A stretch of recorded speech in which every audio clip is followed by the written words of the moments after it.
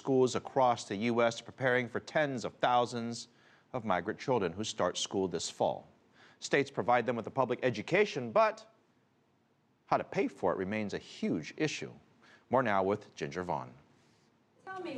From California to Florida, schools across the United States are bracing for as many as 40,000 undocumented minors to start school this fall, according to government estimates.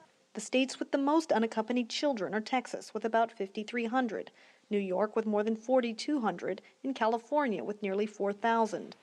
Even though there's more kids than in the past, there's definitely more support. Everyone in the United States is eligible for a public education, right? And this Houston Independent School District has really stepped forward and said, we're ready to welcome the children. We work with many immigrant children. This is nothing new for us. We can do it. In Texas, the Houston Independent School District reported a 49% increase over the past 2 years in recently arrived children, including those from Central America. Last year, it enrolled about 900 new students from El Salvador, Honduras, and Guatemala, and it expects hundreds more this school year. The White House estimates the projected cost for caring and resettling immigrant children could reach more than $2.25 billion next year. School officials around the country are holding their breath.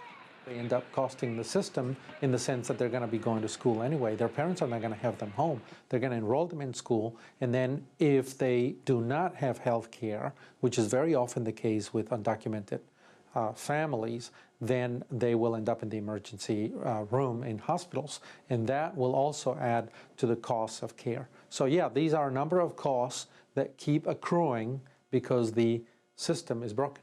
While the necessary resources and associated costs to put these children in schools are still being determined, some experts say border states with big cities with migrant populations like Houston can handle it. Immigration lawyer Gordon Kwan says cities should invest and embrace the potential economic power new immigrant communities bring, starting with education. Because of our ethnic communities, many of the children will end up here in Houston. And so we're prepared to meet that challenge. Kwan says the needs of undocumented children and the real impact on school systems in Houston won't become clear until classes are well underway, but for now, they're seeing a lot of support. Ginger Vaughn, CCTV, Houston.